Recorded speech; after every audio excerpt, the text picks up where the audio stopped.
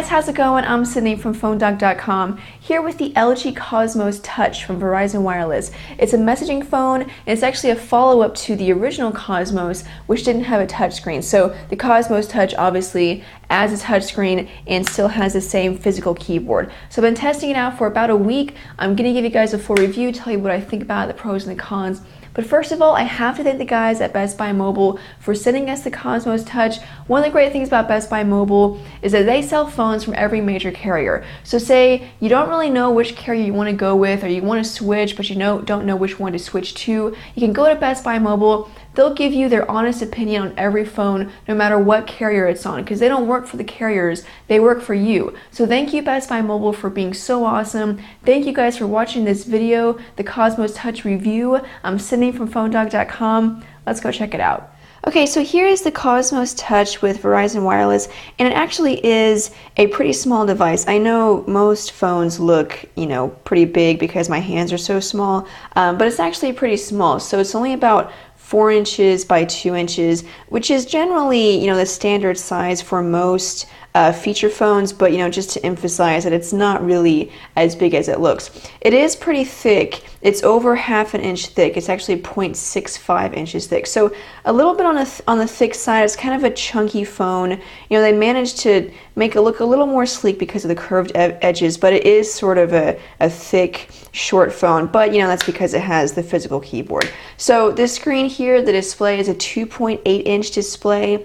It is a resistive touchscreen, so that's kind of a bummer, but most messaging phones and feature phones have resistive touchscreens, so it's not too big of a deal. There are a couple that have capacitive touchscreens, but it's not too big of a deal that it has a resistive touchscreen. Has a resolution of 240 by 400, and it actually looks pretty good. I was pretty impressed with the way the colors showed up. Now, a lot of people noticed in the unboxing that there was a scratch on the screen, and I noticed it too, and then as I was using it, it got scratched again. But actually what happened was that there was a screen protector on it, and I didn't realize it was on there so well, I couldn't tell. So that was the screen protector that got scratched, actually really easily, which is not a big deal because you can take it off. And then the screen itself, I haven't had a problem since then. I haven't noticed, any scratches. So the screen looks pretty good. As far as being a resistive touchscreen, it's not bad. Being a girl, I have nails, so I kind of have an advantage. But I didn't really notice too much of a problem. It's pretty smooth. Scrolling seemed to be pretty easy. Just using basic menu functions. I really didn't have any problems with the resistive touchscreen. Now, as far as speeds and performance, obviously the processor is a bit slow, but even then the lag was not really noticeable at all, which is really saying something, because a lot of feature phones, there is a bit of a lag. Even LG phones suffer from that from time to time, but I didn't really notice that with the Cosmos Touch. Everything was pretty smooth. You can see as I go through each display, just maybe like half a second, but it's really not that bad scrolling through, loading menus. I was actually pretty impressed with the overall speed and performance. Now, I'll give you just a little tour of the UI. You have, as you've seen through the video, there's 3 displays. This display is actually messaging, but not necessarily just text messages. You can see at the bottom, Facebook, Twitter, MySpace, and then this is Social Beat, which kind of brings all of this together. So you can actually, as you can see I've done here, you can actually set up your Twitter account with the phone. So if I were to select Twitter, I could just type a message and then it will send it to my Twitter account. It will update it in my profile. So then it will show, messages basically as speech bubbles, as you can see here. It'll also show text messages, Facebook. So kind of a nifty page here to bring all of that together. And then you can just access Social Beat, which takes you to an actual app where you can see all of your at replies and direct messages. Then you have the main page. You can have widgets. You have this shortcut page, but then there's actually a couple more options. So in order to get there, I'm going to have to delete that, and then add. So here's a list. You can see Bluetooth, browse and download, calculator, drawing pad, extras, calculator again. music. So there's several options. Not all of them are, features that I would actually use on my home screen. So there are a lot of options, but not all of them are exactly practical. So there's a couple that you'd probably use on a regular basis. Then you can just drag them out to this main display here. So kind of nifty. I always like it whenever manufacturers use a UI that somehow incorporates, widgets and icons. So that's pretty cool. Then you have a page for your favorite contacts, which you can, just easily add the contact.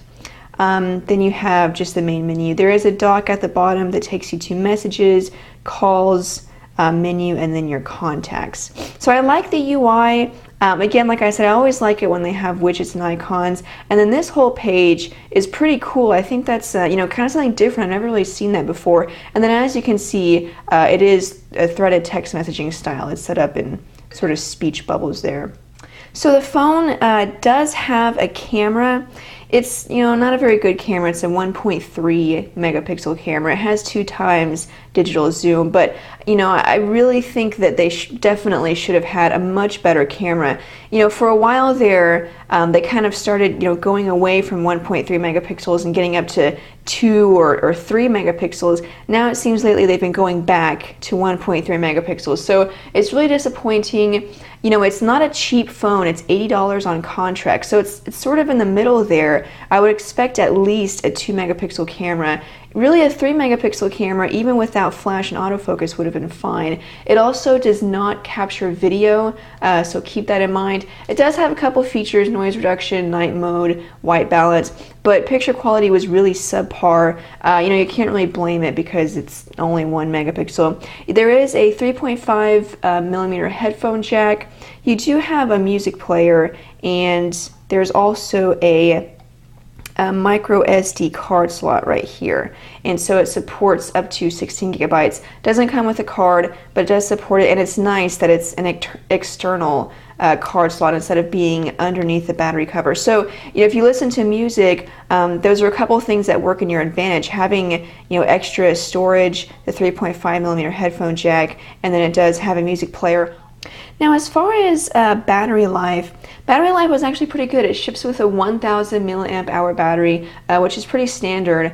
And you can see I still have nearly a full battery, and it's actually been on standby for nearly a week. And so I've plugged it in here and there, but really I haven't really plugged it in overnight or for a couple hours. So on standby, since I have kept it charged a little bit, I would still say that it would last probably about 4 or 5 days at least on standby. And then even during that time when I was using it, battery performance was really good. It didn't drain very quickly just because I started using certain features. So I was pretty impressed with that. So we'll move on now to the keyboard. I can't believe I almost forgot to talk about that. I was standing here figuring out what else could I talk about with this phone, and then I realized the keyboard. So it does have a physical keyboard. It's pretty small just because the device itself is pretty small, and you can see it's a little bit different. Just it has kind of a different color scheme. Now the keys are sort of the slippery plastic. Some people love that. Personally, for me, it's a little too slippery. We'll go to new text message and type out a new message. So for me, it was a little too slippery, but I understand some people like that. And then once you get around that, it's really a pretty good keyboard. So let me type out the quick brown fox jumps over the lazy dog. So I had one mistake there. Overall, it was pretty good. They are sort of slippery. They're not the rubbery type that give you a little more grip. You can see they're sort of raised. They're not very flat. They're raised just enough to make them comfortable. And then it's set up in a grid. Spacebar in a row of letters, which kind of is a little more difficult for me to get used to, but if you're going to use this on a daily basis, then you're eventually going to get used to that, so it's not too big of a deal. You can see I have a couple shortcuts here for messages, and then Social Beat. I believe that it takes you to Social Beat. I thought it was kind of weird they have the upside down question mark that is actually used in Spanish a lot whenever if you're typing in Spanish, you can use that. Kind of interesting. But anyway, overall the keyboard, you know, personally, there was a couple things that I didn't like about it. For one thing, the slippery keys, the space bar between the V and the B, but that's not a problem for everybody. You know, some people don't mind that. So once you get around that, it's a pretty good keyboard. You know, it's pretty easy to type on. You know, I don't really think a dedicated row of numbers is necessary. And, you know, because they had to cram that in there, then we had the problem with the space bar. So, but that's pretty common on messaging phones. It's not just the Cosmos Touch. So, you know, if that doesn't bother you, then overall it's a pretty great keyboard. Then you have the D-pad here that you can also use. And again, like I said, it does have threaded text messaging. You also have the T9 keypad you can use there if you'd like. So that's pretty much it, guys. It's the Cosmos Touch, and overall, my final say is that it's a pretty cool little phone. I like the UI, the speed, the performance was pretty good. The keyboard wasn't too bad. You know, there may have been a few things that I personally didn't like, but I think you could easily get used to those things if they don't bother you too much. And then I like the UI. There's just little things that make it kind of cool. Like, for example, whenever you unlock it, it actually has the slide to unlock thing, which is sort of like a smartphone, you know, if you want to go there.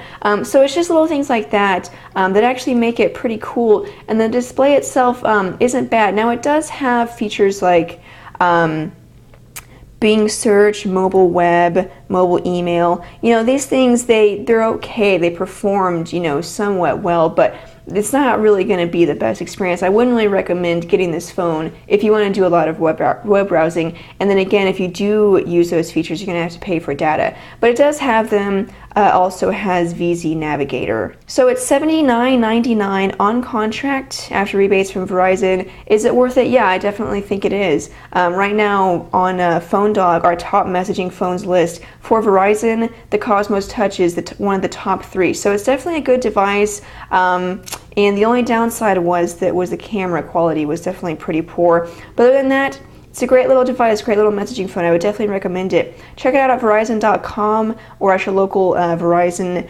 store. Also, be sure and check out PhoneDog.com and our Facebook page, Facebook.com/PhoneDog, for a chance to win an iPad, a Galaxy Tab, or a BlackBerry Playbook. We're giving away a ton of tablets. All you have to do is like us on Facebook, Facebook.com/PhoneDog. But anyway, I'm Sydney. Thank you so much, guys, for watching.